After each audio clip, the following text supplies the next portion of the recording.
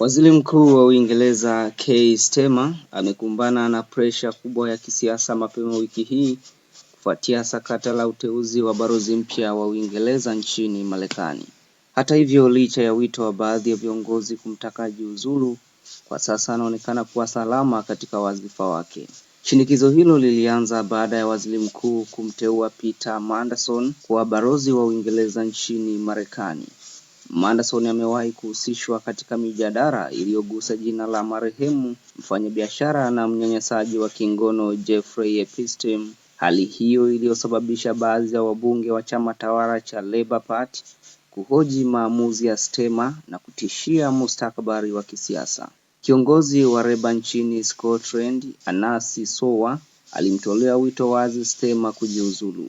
Lakini muda mfupi baadaye, mawaziri kadhaa waliibuka kumtetea, akiwemo David Lammy ambaye aliandika kwenye mtandao wa X yani Twitter akisema waziri mkuu ana majukumu makubwa yanayohitaji heshima na utulivu wa uongozi. Baada ya mawasiliano kati ya Sowa na Starmer, hali ya kisiasa ndani ya chama ilionekana kutulia. Hata hivyo, macho sasa yanaelekezwa kwa waziri wa afya Wes Streeting ambaye amekuwa akitajwa kama mmoja wa wanasiasa wanaoweza kuwania uongozi siku zijazo. Streeting alichapisha hadharani mawasiliano yake ya WhatsApp na Mandelson ili kuonyesha uwazi, hatua iliyotafsiriwa na baadhi ya wachambuzi kama ishara ya kujitenga na sakata hilo. Ingawa Streeting amesisitiza kuwa anaendelea kumuunga mkono Starmer, taarifa zinaeleza kuwa uhusiano wao si wa karibu kama hapo awali. Majina mengine yanayotajwa katika duru za kisiasa ni pamoja na Angela Rayner, Shabana Mahmood, John Healey pamoja na Ed Miliband. Hata hivyo, hakuna aliyeonekana kuwa na nguvu ya wazi ya kuchukua nafasi hiyo kwa sasa. Katika kile kinachoonekana kama msukosuko wa ndani, mkuu wa wafanyakazi wa ofisi ya waziri mkuu Morgan McSweeney amejiuzulu akifuatiwa na mkurugenzi wa mawasiliano. Hatua hizi zimeibua maswali kuhusu udhabiti wa timu ya karibu ya Starmer, huku baadhi ya wachambuzi wakisema kuwa sasa macho yanaelekezwa kwake binafsi kuonyesha mwelekeo mpya wa uongozi. Katika mkutano wa chama cha Labour, Starmer aliwahakikishia wabunge kuwa anaendelea kupigania mageuzi na kulinda maslahi ya taifa.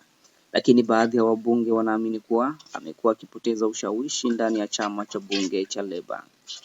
Kwa sasa Keir Starmer amevuka dhoruba ya kisiasa ya wiki hii, lakini bado mustakabali wake unaweza kuamuliwa na matokeo ya uchaguzi wa serikali za mitaa utakaofanyika baadaye mwaka huu, pamoja na namna atakayosimamia ajenda za chama chake.